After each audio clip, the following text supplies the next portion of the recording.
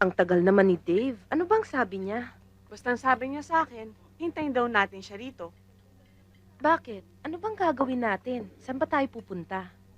Isasama ka raw niya mag-shopping para makapamili ka na kung anong gusto mong ibigay niya sa'yo sa birthday mo. Ang taong yun. Sa 1 linggo pa naman ang birthday ko ah.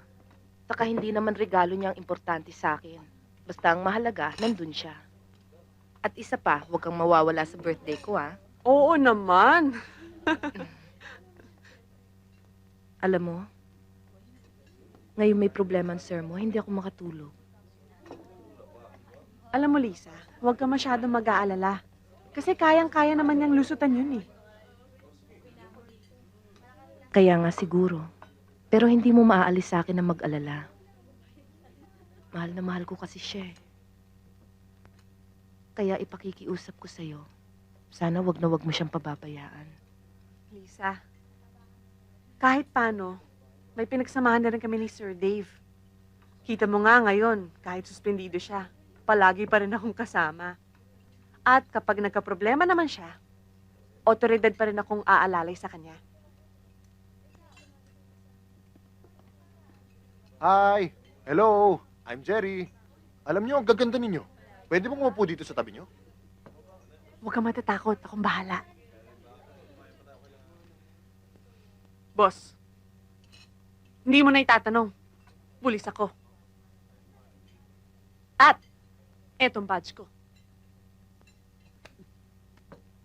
Ayos to ah. Arbor ko na lang to.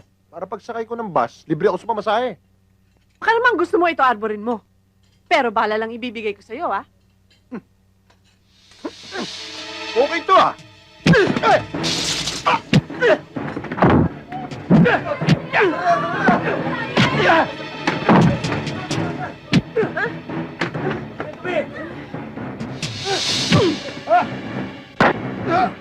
Ang babae, hindi pinapatulan. Sir! Dave! Nagtutugo ang sugat niya! Hindi. Wala to. Kailangan dali natin siya sa ospital.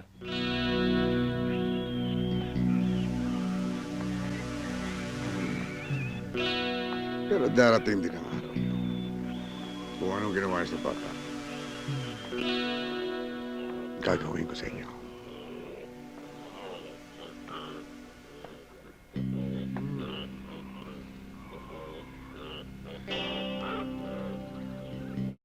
Lahat pinapakailangan mo eh.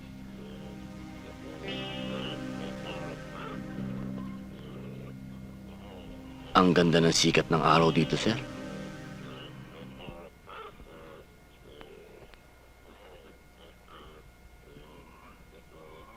Ganda nga. Sikat na sikat. Pero lulubog yan.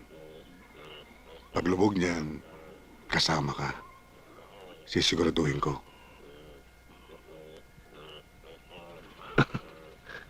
Sasamantalahin ko muna ho, sir. Pakyut ah.